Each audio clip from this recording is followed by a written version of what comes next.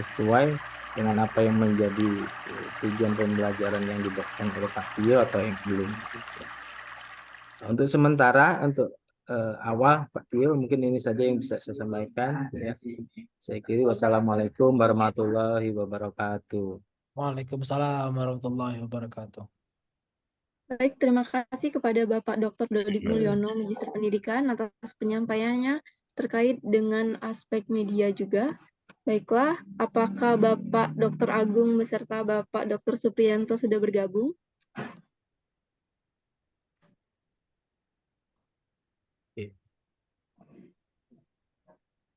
Sepertinya belum, Dek.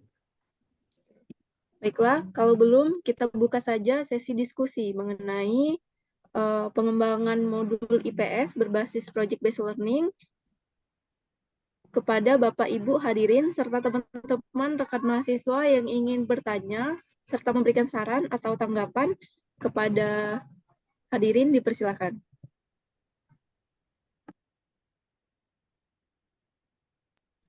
Baik, atas nama Muhammad Rizky Dirmansyah dipersilakan untuk on mic.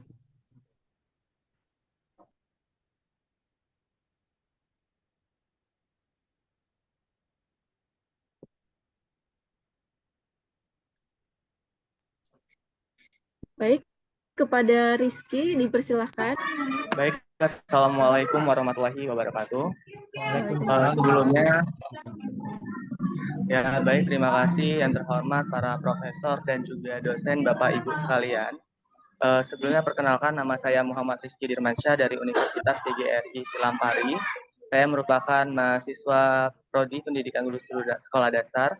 Izin bertanya terkait disertasi yang dilakukan oleh Pak Tio. Seperti yang kita ketahui bersama, bahwasanya kami yang merupakan mahasiswa S1 dengan tugas akhir itu biasanya menulis skripsi yang nantinya juga luarannya itu berupa artikel yang akan diterbitkan, ataupun misal kami melakukan penelitian itu dengan metode R&D, itu kami luarannya berupa produk yang kami hasilkan. Nah, untuk disertasi atau Pak Tio yang melakukan pendidikan S3 atau doktoral ini, apa saja luaran yang dihasilkan dari disertasi yang Pak Tio lakukan? Baik, mungkin itu saja. Saya akhiri, wassalamualaikum warahmatullahi wabarakatuh. Terima kasih. Waalaikumsalam warahmatullahi wabarakatuh. Baik, jelas sekali ya pertanyaannya mengenai luaran tentang riset yang dilakukan oleh Bapak Tio Gusti Satria. Langsung saja dijawab kepada Bapak Tio, dipersilakan. Oke, baiklah. Terima kasih banyak untuk Rizky ya atas pertanyaannya. Karena Rizky ini juga udah masuk menjelang semester akhir ya Ki ya. Jadi kalau kita di Unpar itu kan juga wajib ada luaran bersinta. Tapi untuk di UPI sendiri untuk disertasi ini berdasarkan apa yang sudah Bapak koordinasikan dengan Prodi dan lain sebagainya, terdapat beberapa luaran yang insya Allah nanti akan dicapai dan beberapa sudah tercapai. Beberapa di antaranya itu yang sedang proses terlebih dahulu itu adalah jurnal Scopus berki 2 ya. Yang kedua itu jurnal Scopus ki 4 ya. Terus juga ada juga Sinta 1 masih tahap review dan Sinta 2 yang juga masih tahap review. Untuk yang sudah selesai itu sejauh ini proceeding internasional ya udah selesai 1 kemarin. Terus buku yang ber-ISBN dan berhaki itu sudah 2. Satu lagi nanti produk akhir yaitu modul ini sendiri ya akan di ISBN-kan dan dihakikan insya Allah setelah melakukan banyak perbaikan tentunya sudah fix. Jadi nanti targetnya ada 3 buku ber-ISBN dan berhaki. Jadi lebih kurang ada 7 sih target luarannya yang ingin dikejar. Itu mungkin Rizky ya. Terus Baik, itu juga tadi. ini dia apa tuh namanya dia menanggapi pertanyaan dari tim tadi ya tim validator terkait dengan pertama tadi instrumen ya. Memang instrumen yang dikembangkan oleh peneliti itu mengambil dari banyak referensi tentunya. Adapun nanti seandainya masih ada terdapat kekurangan terkait dengan critical thinking dan kemampuan berpikir kreatif, insya Allah sehabis ini izin dengan Martin Validator untuk koordinasi tentunya nanti ya untuk memperbaiki apa yang mungkin tadi belum muncul atau belum tercover secara baik untuk instrumen. Terus yang kedua tadi terkait dengan desain yang disampaikan oleh Pak Dodik juga Pak Ari bahwasanya ada yang kontras penggunaan warna. Memang awalnya di sekolah yang kita uji coba itu tuh di print HD gitu ya. Jadi pas di print out warnanya itu ya cerah kayak gitu. Nah, tapi mungkin tadi Pak Dodi mintanya ada konsistensi penggunaan warna terkait dengan font, background dan lain sebagainya. Insya Allah sehabis ini akan coba saya perbaikin dengan tim juga. Nanti beberapa item yang mungkin masih perlu diperbaiki ya. Terus juga terkait dengan penggunaan QR code. Tadi mungkin tadi ada yang tumpang tindih terkait dengan item yang ada di hasil scan QR-nya, terus dengan instruksi yang ada pada modul ajarnya, ya. Terus juga tadi terkait dengan beberapa ya penggunaan bahasa yang mungkin satu kedaerahan, ya. Makanya tadi ditanyain Pak Dodi, apakah ini skalanya nanti mau nasional sehingga penggunaan bahasanya harus puebi ya biar tidak rancu, atau mau namanya hal kontekstualnya juga tapi yang gampang dan mudah untuk dipahami oleh siswanya. Insya Allah sehabis ini akan tak coba perbaikin Bapak. Ya. Mungkin itu sepertinya Pak Supriyanto sudah hadir Dek, jadi mungkin bisa dipersilakan.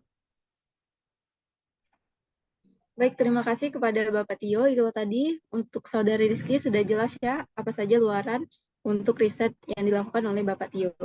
Berhubung Bapak Supriyanto sudah hadir, kami persilakan kepada Bapak Supriyanto untuk menyampaikan.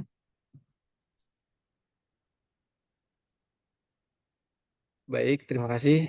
Apakah suara saya terdengar jelas? Jelas, Pak.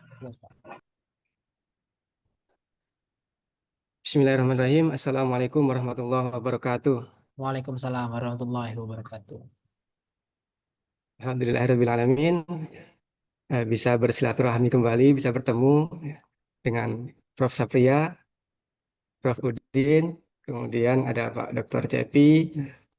Alhamdulillah di dalam ruang Zoom ini kita bisa bertemu kembali.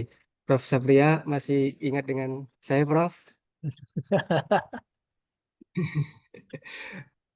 Halo, Saya nama, alumni UPI, Prof. aduh, lupa saya. Ya, saya angkatan 2016, Prof. Di UPI. Di UPI, Prof. Di pendidikan IPS UPI, Prof. Saya satu angkatan dengan Pak Abdul Mukmin Saud. Ini adiknya Prof. Udin. Ini ada kakaknya di sini, Pak Mumin. Ya, ada Prof. Udin ya. Mudah-mudahan sehat selalu, Prof. Amin. Baik, saya memulai untuk membahas tentang materi. Alhamdulillah, selamat Pak Tio. Ini modul yang sangat bagus ya. Modul untuk materi IPAS ya. Yang pertama yang ingin saya komentari terkait dengan modul dari Pak Tio ini berkaitan dengan bab yang lama, yang nomor 5 ya. Yang pertama terkait dengan cerita tentang daerahku. Ya. Di dalam bab 5 ini, cerita tentang daerahku ini kan membahas tentang sejarah Pak Tio ya. Iya. Pak Tio, kalau kami membaca tentang isi modul, ini banyak membahas tentang pahlawan-pahlawan yang banyak yang dari luar daerah. Gitu. Alangkah baiknya ketika dimasukkan pahlawan yang memang berasal dari daerah kita sendiri gitu Pak Tio. Misalkan di Sumatera Selatan itu yang sudah menjadi pahlawan nasional itu ada 2 pahlawan, Sultan Mahmud Badarudin II dan juga Adnan Kapogani. Itu adalah pahlawan yang berasal dari Sumatera Selatan. Ya, kemudian kalau di Lubuk Linggau sendiri Pak Tio, ini memang bukan pahlawan, tapi sangat berperan sekali dengan perkembangan kota Lubuk Linggau. yaitu Kolonel Mauludin Simbolon. Nah, ini adalah merupakan pimpinan militer Subkos selama berada di Lubuk Linggau. Nah, ini juga bisa ditambahkan supaya benar-benar sesuai dengan tema daerahku gitu Pak Tio. Ya.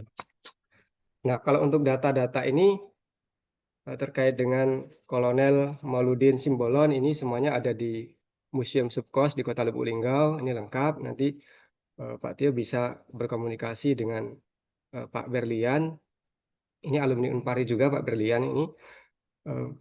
Beliau paham juga tentang pahlawan-pahlawan dan rekam jejak perkembangan Kota Lubuk Linggau. Nah, ini berkaitan dengan pahlawan ya untuk di bagian cerita tentang daerahku. Ini nanti jadi sangat pas gitu ketika kita membahas tentang daerahku, ada pahlawan dan juga tokoh dari Lubuk Linggau yang masuk di dalam modul ini.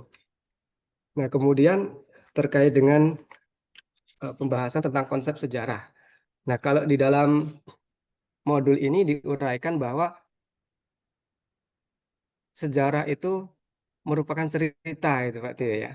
Nah, ini juga perlu dipahami bahwa tidak semua cerita itu merupakan cerita sejarah. Nah, jadi nanti dicek kembali untuk sumbernya. Nah, sebetulnya kalau cerita ini lebih mengarah kepada kedudukan sejarah. Jadi kedudukan sejarah ini sebagai cerita. Tapi kalau untuk konsepnya ini sebetulnya lebih kepada sebuah peristiwa yang benar-benar terjadi di masa lampau yang dibuktikan dengan bukti-bukti dokumen-dokumen yang nyata, yang konkret gitu Pak Tio. Nah, ini berkaitan dengan cerita tentang daerahku, ya, pahlawan dan sejarah. Nah, kemudian terkait dengan akulturasi budaya. Nah, di dalam akulturasi budaya yang disampaikan Pak Tio di dalam modul ini menjelaskan tentang Masjid Cengho, kemudian ada Batik Lasem. Nah, ini di Lubuk Linggau sendiri di daerah kita Pak Tio, ini juga ada masjid yang ada kaitannya dengan akulturasi budaya ini. Nah, seperti Masjid Musi Al-Mu'alaf, nah itu nuansanya nuansa Cina. Ya, Masjid Merah itu semua tampilan-tampilannya, ornamen-ornamennya, bangunannya ini juga mengadopsi dari Cina. Nah, ini juga bisa dijadikan sebagai contoh bahwa di daerah kita juga ada akulturasi budaya yaitu Masjid Musi Al-Mu'alaf. Nah, kemudian terkait dengan batik, di Lubuk Linggau juga punya batik sendiri. Nah, ini juga alangkah baiknya ketika mencantumkan batik yang asli dari Lubuk Linggau, yaitu batik durian, ataupun kalau di Unpari itu ada batik alpukat. Nah, ini juga bisa ditambahkan di dalam contoh akulturasi budaya. Nah, kemudian yang berikutnya terkait dengan melestarikan budaya. Nah, kalau di dalam contoh modul, nah ini ada praktek membuat batik. Nah, tapi itu bukan batik dari Lubuk Linggau asli. Nah, kemudian untuk tarian-tarian daerahnya juga kayaknya perlu juga kalau ditambahkan tarian memang khas asli Lubuk Linggau, yaitu tari Silampari Kayangan Tinggi. Itu adalah tarian asli dari Kota Lubuk Linggau. Nah, tari Silampari Kayangan Tinggi ini ada beberapa juga sanggar tari yang memang benar-benar fokus mengkaji itu. Jadi bisa kita mengajak atau memberikan contoh tentang tari Silampari Kayangan Tinggi ini di dalam modul ini. Ini berkait dengan melestarikan budaya. Nah, kemudian untuk yang kebutuhan Pak Tio, ini kan ada materi tentang kebutuhan. Nah, kalau dilihat dari modul yang dibuat Pak Tio, ini hanya menyampaikan satu kebutuhan yang dilihat dari intensitas atau dari kepentingannya. Sementara kalau dilihat ini sebetulnya ada beberapa kebutuhan ya. Misalkan ada kebutuhan yang berdasarkan waktu, itu ada kebutuhan sekarang, kebutuhan di masa yang akan datang. Ada kebutuhan berdasarkan sifatnya, kebutuhan jasmani, kebutuhan rohani. Ada kebutuhan berdasarkan subjeknya, kebutuhan individu dan kebutuhan kelompok. Nah, ini mungkin perlu klarifikasi juga dari Pak Tio, mengapa kok di sini yang diuraikan di dalam modul ini hanya yang berdasarkan atau menurut kepentingannya, yaitu primer, sekunder, dan tersier gitu Pak Tio. Kalau dari saya sebetulnya diuraikan saja secara lengkap semua kebutuhan itu. Gitu. Nah, ini kalau dari sisi kebutuhan. Ya. Nah, kemudian ketika membahas tentang produksi, distribusi, dan konsumsi. Nah, khususnya di bagian konsumsi. Nah, kalau di bagian konsumsi, ya yang dicontohkan ini misalkan membeli pakaian. Nah, artinya kalau membeli pakaian, ini belum tentu pakaian itu nanti dipakai. Tapi kalau memakai pakaian, ini benar-benar pakaian itu dikonsumsi, digunakan. Nah, itu maksudnya contoh yang di dalam modul ini membeli pakaian, ini bagaimana kalau itu dijadikan atau dirubah menjadi memakai pakaian atau memakai handphone. Nah, ini benar-benar mengkonsumsi yang berkaitan dengan barang. Nah, ini terkait dengan konsumsi. Nah, kemudian terkait dengan norma dan adat istiadat. Di kota kita di Lubuk Linggau, ini ada lembaga adat khusus, ada lembaga adat sendiri. Nah, kemudian di lembaga adat ini juga memberlakukan hukum adat sendiri, Pak Tio. Jadi ada hukum adat di Kota Lubuk Linggau yang namanya hukum adat Halawe. Nah, ini kalau informasi yang saya dapat ini sepertinya sudah diperdakan. Nah, ini nanti bisa Pak Tio komunikasi juga dengan lembaga adat. Nah, jadi bisa benar-benar contohnya itu ada di daerah kita sendiri, yaitu hukum adat Halawe. Nah, ini sangat cocok. Gitu. Nah, kemudian terkait dengan adat juga, di kota kita Lubuk Linggau ini ada upacara adat Mandi Kasai. Walaupun ini sudah jarang sekali dilaksanakan, tetapi ini juga bagian dari adat istiadat yang ada di kota Lubuk Linggau. Adat upacara tradisi adat Mandi Kasai. Nah, ini sangat cocok juga ketika upacara adat Mandi Kasai ini dijadikan sebagai contoh di dalam materi adat istiadat yang ada di dalam modul ini. Nah, saya rasa itu dari saya, Pak Tio. Baik, Terima terima kasih. kasih. Baik, terima kasih kepada Bapak Dr. Supriyanto yang telah menyampaikan terkait aspek materi mengenai modul IPS ini. Baiklah, untuk selanjutnya kami persilakan kepada Bapak Profesor para pembimbing ataupun promotor serta yang lainnya untuk menanggapi, memberikan saran, serta memberikan pertanyaan. Kami persilakan.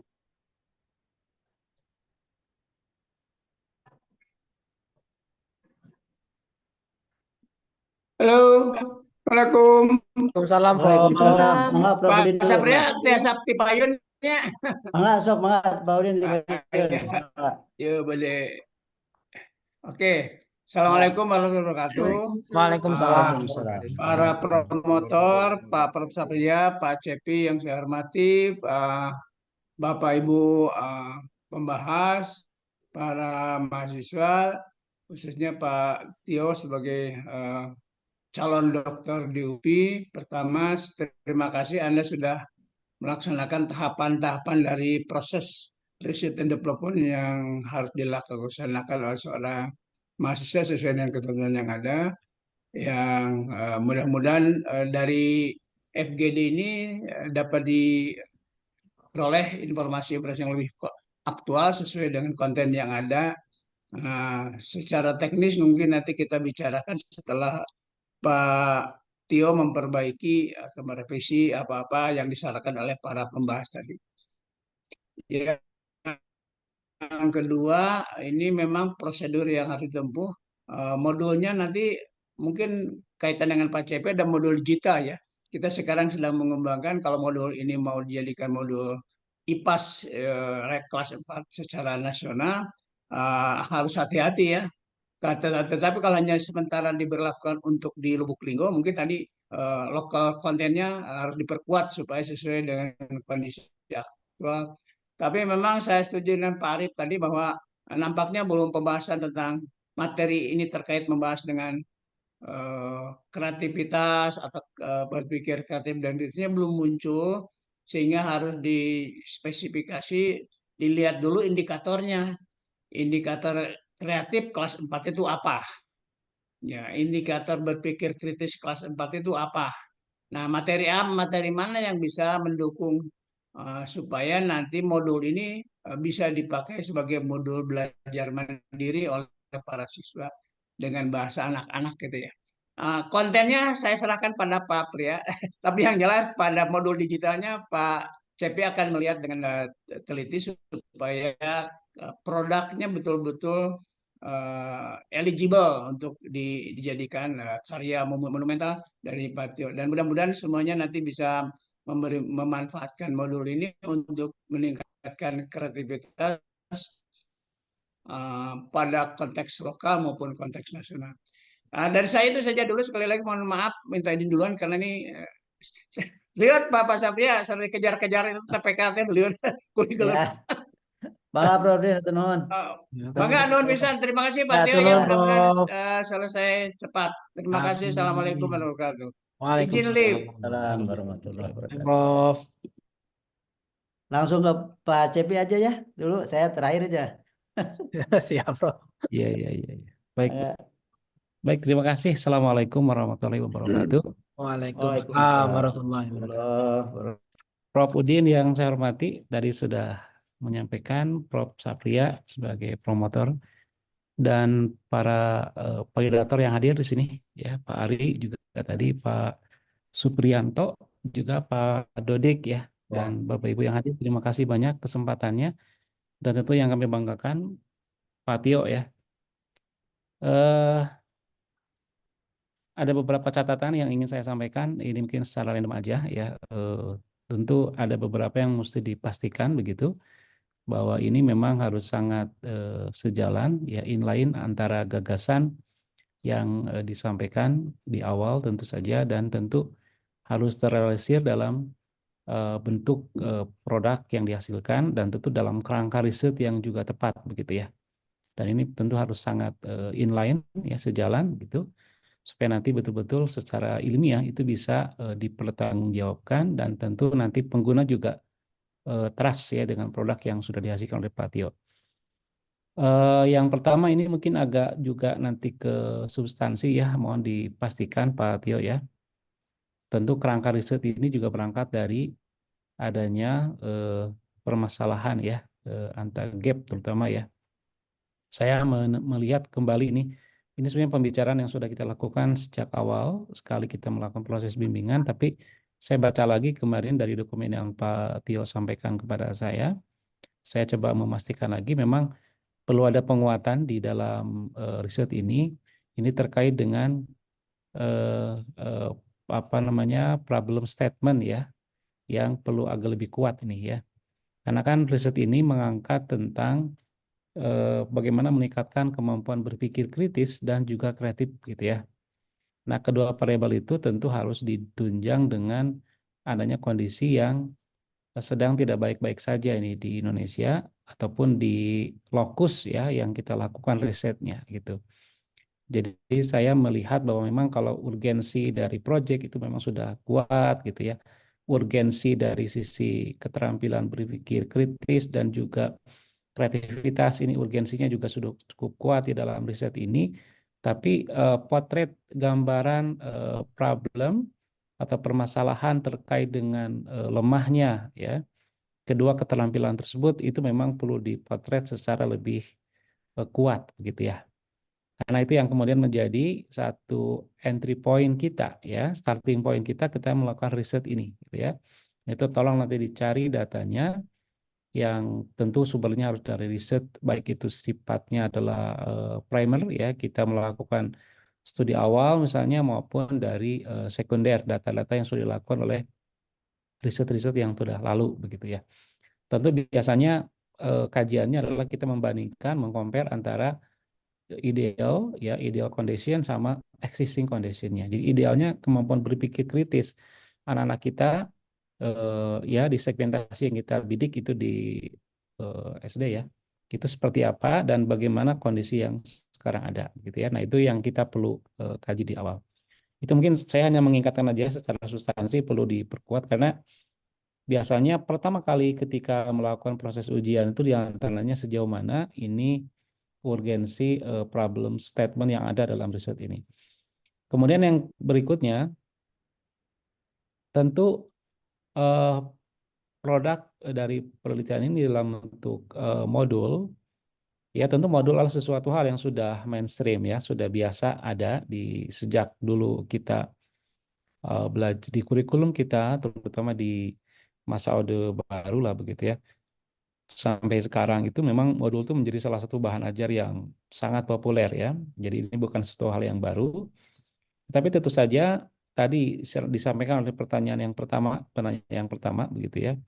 Apa sih produknya? Tentu produknya tadi sudah dijelaskan. Tapi tentu saja produk itu pun harus punya novelty-nya yang kemudian menjadi difference-nya, perbedaan dengan apa yang ada sekarang ini. Jadi apa sih, mungkin dengan pertanyaan yang sederhana seperti ini apa sih bedanya nih modul yang dikembangkan oleh Pak Tio itu dengan modul yang ada sekarang ini? Dan kalau kita lihat ini kan modulnya printed material, kemudian nanti diperkaya juga dengan ada digitalnya gitu ya. Secara kemasan barangkali seperti itu. Tetapi memang kalau ditanya apa sih yang kemudian menjadi perbedaan, pembeda, dan kemudian menjadi keunggulannya dari modul ini. Nah ini yang barangkali perlu sangat jelas, ini bisa terjawab gitu ya. Nah tentu saja kalau kita lihat, kita menelusur dari fokus judulnya, tentu yang harus kemudian menjadi pembeda dari modul ini adalah modul ini mampu nantinya bisa outputnya bisa menjadikan para siswa itu punya keterampilan dua hal tadi ya, keterampilan critical thinking, skill sama dengan creativity-nya. Nah, itu harus bisa terjawab dengan modul ini gitu ya. Nanti hal-hal yang lain yang kaitan dengan masalah visual literasinya ya, keterbatasan visualnya, kemudian aspek layouting-nya ya, kemudian pewajahan dan seterusnya itu nanti akan mengikuti. Tapi dua hal tersebut itu harus mampu diakomodir dalam modul ini. Nah, gitu ya. Jadi itu misalnya. Jadi ini kelebihannya bahwa modul ini mampu meningkatkan kemampuan berpikir kritis dan project. Nah, oleh karena itu maka dua hal tadi itu harus sangat terlihat gitu ya, kontras dan jelas di dalam modul ini gitu ya. Nah, misalnya saya ambil contoh sederhana saja misalnya. Saya ambil satu sampel. Memang di dalam sistematika ini sudah eksplisit ada satu komponen misalnya tentang proyek misalnya kan, aktivitas proyek.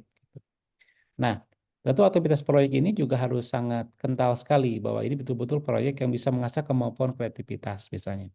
Misalnya di halaman 21 di modulnya, saya ambil contoh kasus misalnya.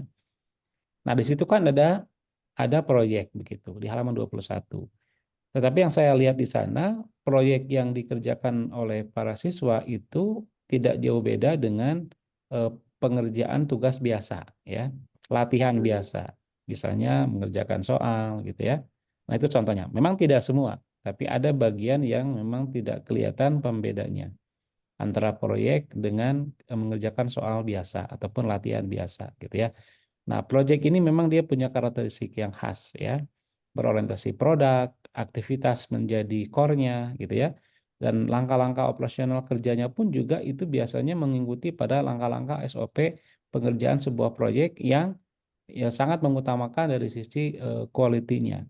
Tentu nanti akan sangat membedakan atau harus menyesuaikan dengan karakteristik dari siswa kita gitu ya. Kalau dulu saya kebetulan disertasinya juga sama nih tentang project ya, pengembangan project based learning berbantuan computer assisted instruction pada siswa di SMK. Nah, memang dia levelnya lebih tinggi. Dan yang standar yang kita gunakan pada saat itu adalah standar yang ada di dunia industri. Jadi kalau misalnya dulu topiknya tentang advertising. Jadi kalau membuat misalnya bahan-bahan untuk promotion seperti banner, billboard gitu ya, kebetulan saya mengangkat tentang itu dengan mengakomodir beberapa kemampuan grafis ya. Tentu standar yang kita gunakan untuk menjadikan produk itu memiliki good quality tentu bukan standar yang ada di dalam sekolah atau standar yang ada dalam pelajaran kita sendiri yang orientasinya pada pemenuhan tugas biasa. Tapi proyek yang kita akan create itu adalah proyek yang betul-betul dia punya inline ya, punya kesesuaian dengan tuntutan yang ada di lapangan ya. Misalnya kalau sekarang ini kalau bikin produk advertising untuk periklanan itu standar yang diperlukan di dunia industri seperti apa? Itu yang kita kemudian gunakan untuk kita jadikan sebagai parameter standar untuk digunakan oleh para siswa kita. Nah, tentu saja itu tentu menyesuaikan dengan levelingnya. Kalau misalnya SD tentu tidak sekuat itu ya, tidak se-strength itu. Nah, tapi barangkali tadi paling tidak itu kelihatan sekali bagaimana proyeknya gitu ya. Kemudian untuk meningkatkan kreativitas tentu saja betul di awal-awal boleh kita membuat proyek itu yang sifatnya adalah guiding gitu ya, di guide. Misalnya proyek membuat masjid misalnya kan. Proyek membuat masjid itu di dalam modul ini tentu di-guide tuh langkah-langkahnya. Ini kerjakan ini tahapnya jelas begitu ya. Nah, itu sebetulnya kalau kita belajar ke orang Jepang ya, itu adalah fase awal tuh dalam pembuatan sebuah proyek ini. Jadi kalau di Jepang itu namanya anak-anak diajarkan mencontek itu wajib ya. Jadi pelajaran wajib di Jepang tuh pelajaran nyontek gitu ya. Tapi bukan selesai di situ. Tapi fase yang penting setelah itu adalah bagaimana dia bisa menciptakan produk yang sesuai dengan imajinasinya, sesuatu hal yang memang belum tersedia gitu kan. Itu level berikutnya. Nah, gitu ya. Nah, kalau sekarang kita ada istilah ATM ya, amati, tiru, modifikasi, itu salah satu yang cukup bagus tuh formulanya gitu ya. Nah, artinya boleh di fase awal langkah-langkahnya ditentukan sendiri oleh modul kita. Tapi langkah berikutnya misalnya berikan ruang untuk para siswa mengimajinasikan kemampuan untuk meng-create proyeknya tanpa kemudian harus diberikan rambu-rambu yang lebih detail begitu ya. Nah, itu juga perlu diakomodir begitu ya. Nah, berikutnya secara tampilan dari sisi modul ini beberapa secara umum saya mengapresiasi sebetulnya modul ini dalam versi yang sudah dibuat ini ya. Sudah bagus saya pikir secara keseluruhan ya, secara umum baik itu dari sisi visual, pemilihan warna, pemilihan tipe ya, eh, font yang digunakan, tipe size-nya juga sudah bagus, keterbacaan visualnya sudah istilahnya sudah enakan lah untuk anak-anak gitu ya. Meskipun tadi kalau di dalam judul kalau kita mengikuti standarnya modul, karena modul ini kan sebetulnya harus memenuhi persyaratan dia sebagai bahan ajar mandiri ya modul ini, maka persyaratan seperti self assessment gitu ya itu sudah ada. Kemudian ini yang juga penting self learning ya, belajar sendiri. Jadi self regulated learning. Jadi anak belajar dengan regulasi yang dia inginkan gitu ya. Jadi dia bisa belajarnya dengan modul ini. Sehingga bahasa yang digunakannya persuasif, banyak ajakan, banyak melibatkan siswa ya untuk belajar secara langsung, termasuk biasanya kalau dalam standar modul itu yang diturunkan setelah judul modul itu tidak topik sebetulnya. Ini mungkin nanti dikaji lagi Pak Tio ya. Sistematikanya biasanya kalau kita mengikuti modul standar, setelah judul modul di setiap babnya, turun ke bawahnya itu bukan topik. Kan ini topik 1, apa judulnya. Tapi itu biasanya KB ya, kegiatan belajar. Jadi kegiatan belajar 1 apa? Meskipun kegiatan belajar itu judulnya adalah tentang apa. Ya, misalnya saya ambil contoh, Pak. Nah, ini di modul 1 misalnya. Di modul 1, nah ini ya. Ambil contoh modul 1 fase B. Oke, sedang saya buka. Nah, ini kan mulai dari bab 5, cerita tentang daerahku. Nah, cerita tentang daerah itu kita anggap sebagai satu modul. Karena kan di dalam sistematika itu ada istilahnya bahan ajar gitu ya. Kalau kita misalnya mengikuti ke polanya distance learning yang paling memiliki experience yang lebih banyak kan kalau di Indonesia itu misalnya universitas terbuka lah gitu ya kalau di level universitas. Tapi secara kerangka umum bisa kita ikuti. Judul besarnya memang bahan ajar mandiri. Judul besarnya ya. Kemudian turun menjadi setiap bab itu namanya modul. Modul 1 misalnya. Ini modul 5 ya cerita tentang daerahku. Nah, turun ke bawahnya itu bukan topik tapi bahan apa namanya kegiatan belajar. Kegiatan belajar A misalnya ya seperti apa daerah tempat tinggal dahulu. Kalau itu bisa ngikuti ya dalam bentuk pertanyaan atau pernyataan gitu ya. Tapi yang ditekankan di situlah kegiatan belajar gitu ya. Karena apa? Karena modul ini adalah syarat dengan aktivitas ya. Aktivitas yang didahulukan bukan pada aspek mempelajarinya. Aktivitas yang diperlukan, yang dilakukan, maka bahan ajar itu merupakan konsekuensi dari aktivitas yang dilakukan oleh siswa, begitu ya. Jadi ini kan perbedaan antara subjek academic oriented sama competency based, gitu ya. Dulu ketika musimnya subjek akademik itu yang didahulukan itu selalu topiknya, selalu materinya, selalu babnya, materinya. Kalau kita kan sekarang sejak tahun 2004 sampai sekarang kita menggunakan competency based, meskipun namanya sekarang udah CPL, kurikulum merdeka, tapi secara komponen dasar utamanya, basic konsepnya adalah kurikulum berbasis kompetensis. Sehingga yang didahulukan itu adalah activity-nya. Baru konsekuensinya butuh belajar apa, materinya begitu. Nah itu kalau misalnya nanti dirasa itu perlu disesuaikan dengan standarnya, itu tidak topik tapi kegiatan belajarnya. Seperti itu. Baik. Itu mungkin sedikit tambahannya. Kemudian untuk memang modul digital ini tidak secara eksplisit ya dicantumkan di dalam judulnya. Kalau kita lihat judul disertasinya memang tidak menyebutkan eksplisit bahwa ini tuh sebenarnya modul digital ya. Tadi Prof. Udin menyinggung tentang modul digital gitu ya. Memang kalau di dalam judulnya sendiri memang tidak disebutkan ya kan pengembangan modul IPS. Tidak modul digital gitu ya seperti itu. Mungkin nanti juga perlu dikaji lagi oleh Pak Tio ya apakah memang tadi saran Prof. Udin apakah memang diakomodir juga sampai di judulnya modul digital misalnya atau misalnya cukup modul IPS tapi di dalamnya ada unsur digitalisasinya. Nah, ini juga perlu karena kalau modul digital itu memang dia proporsi digitalisasinya memang lebih banyak begitu ya. Berikut juga dalam penggunaannya itu dia langsung penggunaannya itu digital. Misalnya platformnya berbasis web atau berbasis mobile, tapi ketika digunakan oleh para siswa, mereka tidak lagi menggunakan yang versinya cetak ataupun printed material, tapi mereka langsung menggunakan yang sifatnya digital. Nah, itu juga perlu disesuaikan. Kalau memang ini misalnya digunakannya oleh siswa itu tidak dalam bentuk digital viewer, tapi menggunakan cetak, tapi kemudian dikombinasikan di dalamnya ada bagian-bagian yang ada digitalnya seperti penggunaan barcode, maka judul yang sekarang ada itu sebenarnya sudah mengakomodir gitu ya, karena porsinya dia tidak terlalu dominan modul digitalnya gitu ya. Nah, saya tadi udah ngetes beberapa untuk barcode-nya memang sudah berjalan gitu ya. Kita di-scan, dia bisa muncul barcode-nya gitu ya. Nah, itu mungkin untuk masalah modul digitalnya seperti itu.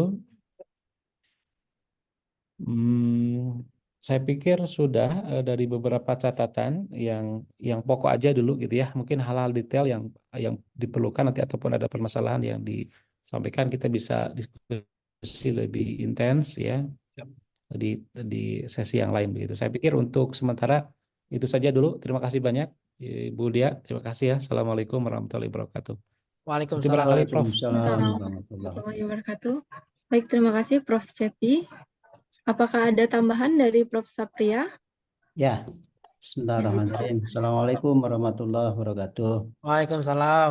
Waalaikumsalam Terima kasih. warahmatullahi wabarakatuh. MC merangkap moderator ya.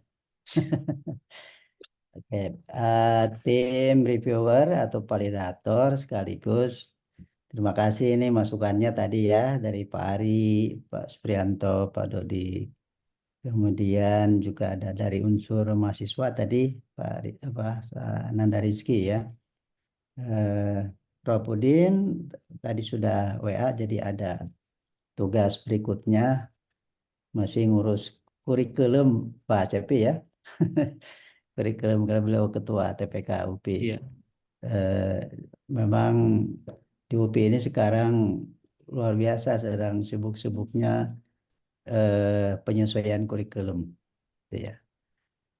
Pak Cepi terima kasih masukannya sudah banyak ya dan saya akan memberikan penguatan juga ini yang sampaikan oleh Pak Cepi dan juga teman-teman semua khususnya dari validator untuk karya ilmiah tingkat disertasi ya untuk kandidat Dr. Tio. Yang pertama saya beri apresiasi terima kasih ini masukan yang dari Pak Ari ya tentang instrumen, kebahasaan, ya, barcode dan sebagainya. Saya mau sampaikan dulu masalah substansi dulu ya, Bapak Ibu. Nanti mungkin dari beberapa yang dimunculkan, masalah yang dimunculkan tadi atau semacam pertanyaan, sebenarnya sudah ada penjelasan sebagian. Nah, begini, kalau masalah IPS itu sebenarnya mata pelajaran untuk di sekolah yang yang tujuan utamanya, tujuan umumnya itu adalah bagaimana mendidik para siswa agar menjadi orang baik, gitu ya, agar menjadi orang baik, orang yang cerdas. Jadi buku ini memang harus mencerdaskan, buku ini harus bisa membuat orang jadi baik. Itu ide IPS. Karena itu kontennya beragam, ya. Jadi semua disiplin ilmu tambah dimensi-dimensi yang lain, pokoknya segala macam masuk ke IPS itu sebenarnya. Karena memang tujuan utama itu bagaimana supaya anak ini baik gitu dan juga cerdas hidup di masyarakat. Nah, memang tidak mudah membuat buku IPS. Pernah dicoba oleh Pusbuk dulu supaya bisa representatif buku itu ya, maka bikin buku IPS untuk 3 wilayah. Jadi ada buku IPS untuk wilayah bagian barat, bagian tengah, dan bagian timur, tetap aja nggak tercapai.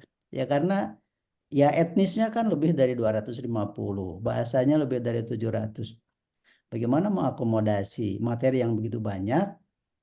Karena itu saya menyarankan ke Saudara Tio ya, jadi saya lebih senang apabila modul yang dibikin ini gitu ya, nanti sebagai model aja, model untuk silakan apakah untuk di Lubuk Linggau untuk wilayah tertentu, karena kalau mencakup keseluruhan se-Indonesia atau nasional ini berat ya, berat. Jadi gimana kita mengembangkan sebuah model atau model-modul ini ya untuk wilayah tertentu, misalnya Lubuk Linggau, nanti bisa diacu dijadikan contoh bagi tempat-tempat yang lain. Karena modul itu kan digunakan dalam konteks pembelajaran dan pembelajaran itu kan kontekstual, gitu ya, kontekstual. Jadi tadi masukan dari Pak Dodik tuh, Pak Suprianto ya, Pak Suprianto juga tuh tentang kearifan lokal yang ada di wilayah Lubuk Linggau itu ya, ada di bidang seni tarinya apa, kemudian ada batik durian, ada batik apa tadi itu. Jadi itu kekhasan wilayah. Saya kira ini akan lebih bermanfaat. Kan modul ini harus memberikan manfaat ya bagi wilayah lokal, regional, dan nasional. Idenya ke sana. Saya kira lebih fokus pada substansinya itu untuk di Lubuk Linggau lah gitu ya. Itu sudah bagus kalau bisa membuat modul khusus misalnya. Di Lubuk Linggau itu kan kabupaten ya, Pak Tio ya. Ya, Prof. Kabupaten kota, Prof. Kabupaten kan? Nah, ini sudah bagus, bisa mencakup satu kabupaten sudah bagus. Artinya terangkat tentang budaya lokalnya itu. Nah, baiklah. Kemudian masalah tadi tentang apa itu modul ya. Jadi kata Pak Cepi, modul itu bukan barang baru ya. Memang betul sudah lama modul itu ya. Sudah lama, tapi tentu yang lama dan yang baru pasti agak bedanya karena akan dipengaruhi oleh perkembangan iptek ya, terutama teknologi informasi. Jadi modul-modul yang sekarang ini saya melihat itu memang umumnya arahnya ke digital ya, disesuaikan. Pemerintah sekarang ini Kemendikbud itu sangat mendorong agar bahan ajar itu berupa modul dari sekolah sampai perguruan tinggi ya.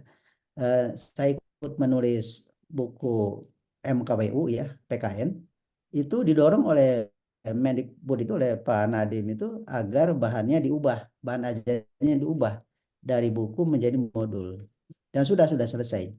Dan tentu harus ada unsur digitalnya. Nah, tadi sudah disinggung UT. UT itu juga sudah memodifikasi, jadi menyesuaikan dari bahan cetak menjadi bahan bukan yang cetak tapi online ya. Nah, ini penting ya, produk nanti yang akan dihasilkan itu agar apa keunggulannya tadi sudah disinggung oleh Pak Cepi ya, saya penguatan. Jadi apa novelty-nya, apa kelebihannya dibandingkan dengan modul-modul yang ada sekarang ini khususnya untuk di sekolah, sampai juga apa keunggulannya dibandingkan dengan modul yang dibikin oleh UT misalnya. Karena UT sudah menyesuaikan juga dengan era yang sekarang. Nah itu yang perlu dipikirkan ya. Tentang sistematika modul saya setuju dengan Pak Cepi tadi ya. Di modul yang dibuat ini secara umum sudah menarik menurut saya modul ini, warna-warninya juga ya, ilustrasinya. Memang secara sistematikanya perlu disesuaikan ya. Jadi betul kalau modul itu akan berasa ada apa kegiatan belajar ya, kegiatan belajar 1, kegiatan belajar 2, belajar 3. Nah, di dalam setiap kegiatan belajar itu karena ini berbasis project ya, tentu harus ada model projectnya seperti apa, model project belajarnya. Di modul PKN AMKWU yang perguruan tinggi kita mencantumkan juga ada berbasis project di dalam modulnya itu ya, tetapi itu kan untuk mahasiswa ya.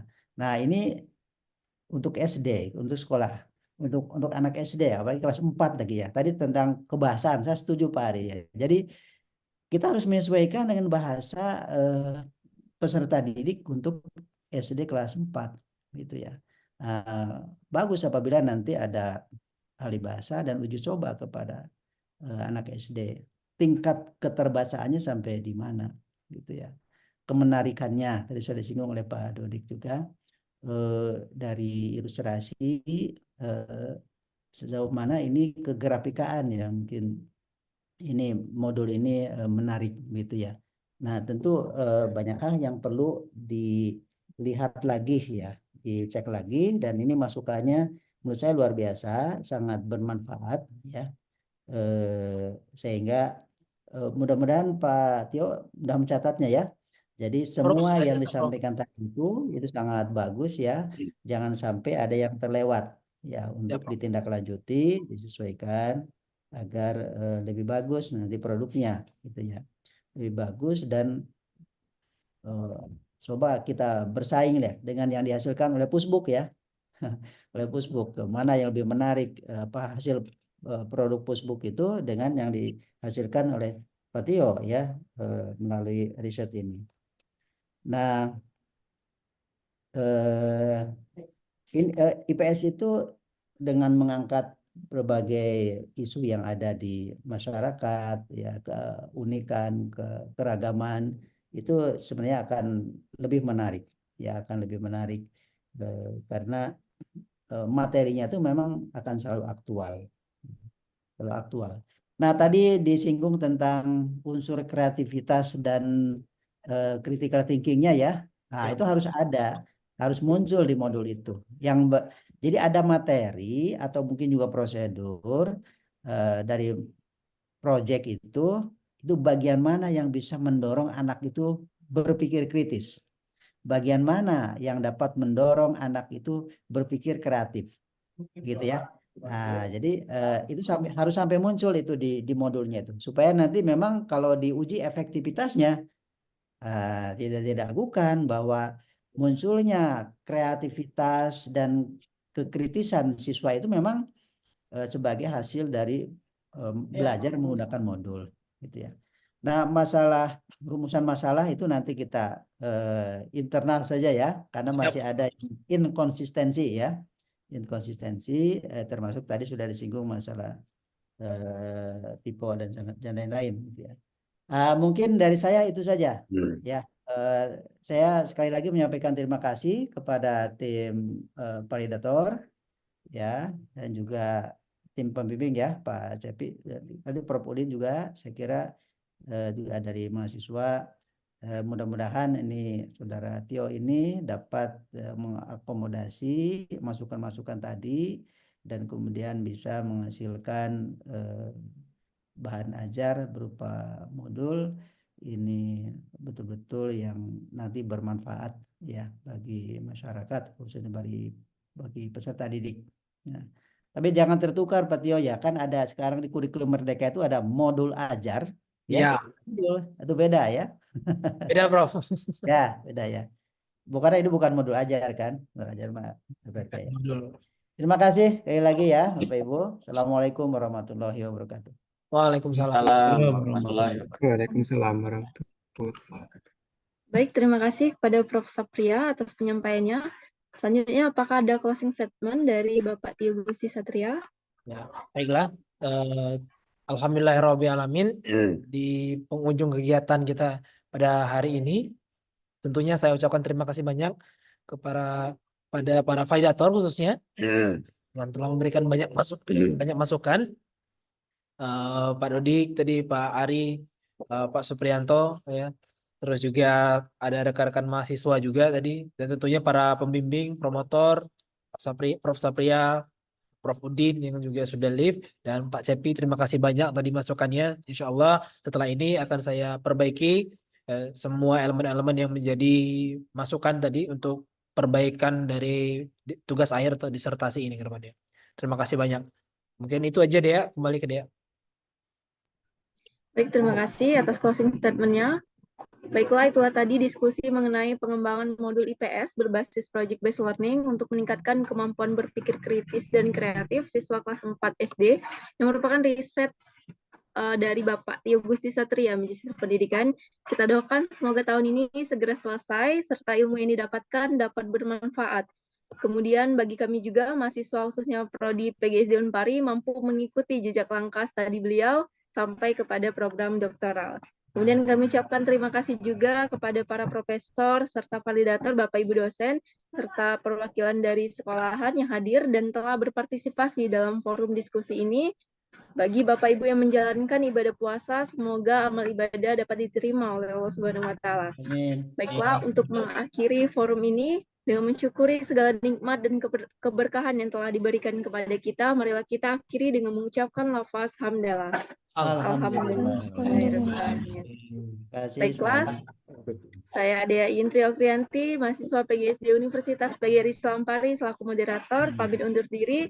Wabillahi taufiq wal hidayah. Wassalamualaikum warahmatullahi wabarakatuh. Waalaikumsalam warahmatullahi wabarakatuh. Waalaikumsalam warahmatullahi Pak wabarakatuh. Suprianto selesai kapan sih? Ini saya lupa lagi. Iya, Prof. Saya selesai 2022, Prof. Saya lama. Oh, selesai COVID sebenarnya ya? Iya, Prof. Kemarin Pandemik ya? terkendala COVID juga, Prof. Iya, ya. Baik. Atur nuhun Pak Ari, atur nuhun. Sami-sami, pamit Bapak. Sehat-sehat. Makasih banyak Prof. Pak Ari. Terima kasih, Prof. Assalamualaikum warahmatullahi wabarakatuh. Supri. Waalaikumsalam. Izin deh. Mantap, yo. Ya. Ya.